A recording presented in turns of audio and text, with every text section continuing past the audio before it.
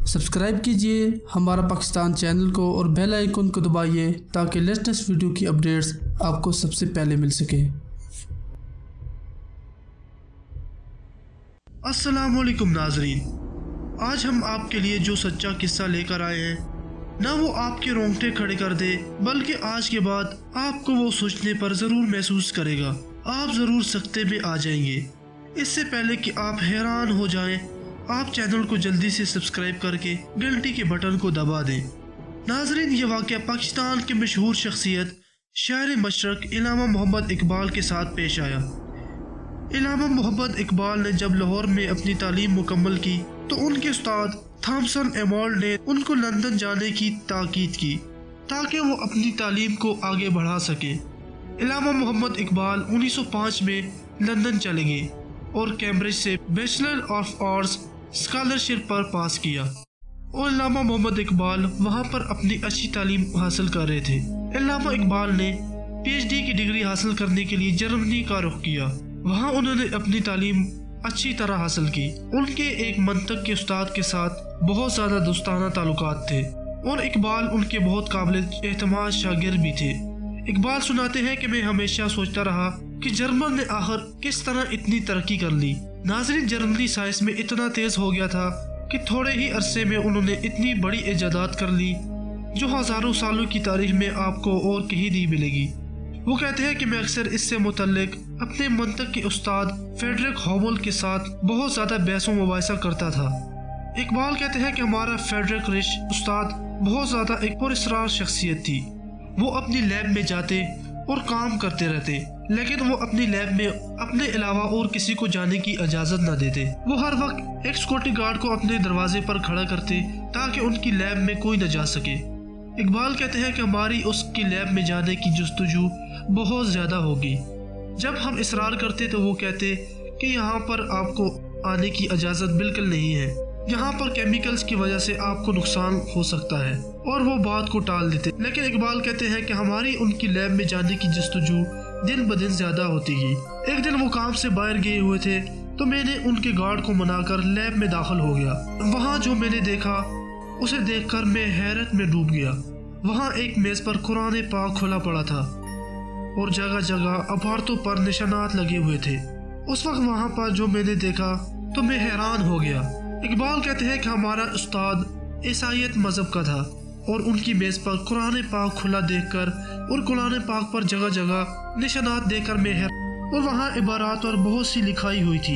इकबाल कहते हैं कि मैं बाहर आ गया और दूसरे रोज़ उस्ताद ने मुझे देखकर कहा कि मेरे कमरे में जाने की इजाज़त नहीं, तो तुम वहाँ पर क्यों गए? मैंने उनसे सवाल कर दिया कि आप हमारे कुरान पाक के साथ क्या कर रहे हैं।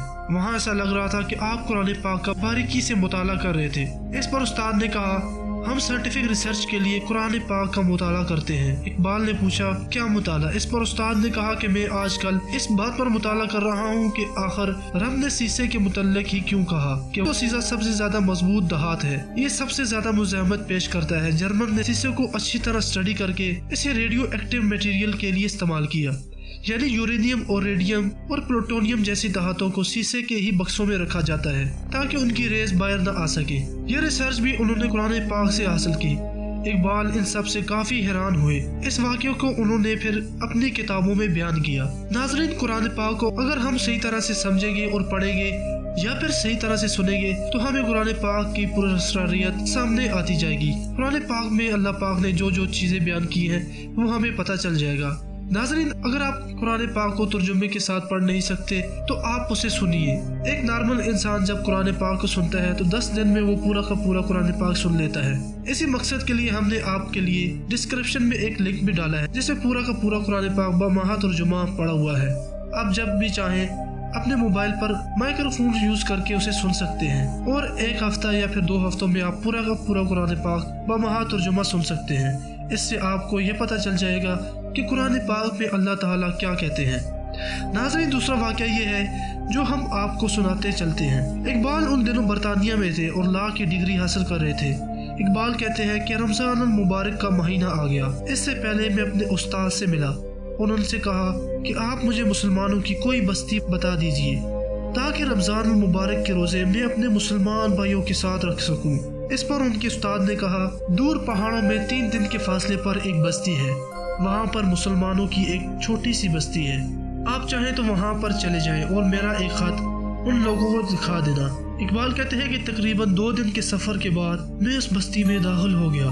جب میں وہاں داخل ہوا تو ان لوگوں نے میری بہت اچھی مہمان نوازی کی، ہر کوئی مجھے اپنا مہمان بنانا چاہتا تھا، لیکن میں مسجد میں رک گیا۔ وہاں سیر و افطار کے وقت سارے بستی والے کھانا لے کر آتے۔ اقبال کہتے ہیں کہ وہ لوگ ایسے مہمان نواز تھے جیسے شاید روئے زمین پر نہ ہو۔ وہ تمام لوگ قرآن پاک کی تعلیم حاصل کرتے، ان کے چھوٹے چھوٹے بچے پنجگانہ نماز کے ساتھ ساتھ قرآن بھی سیکھتے، ساتھ ساتھ وہ تورات اور انجیل کی بڑی ہی گہرائی سے مطالعہ کرتے۔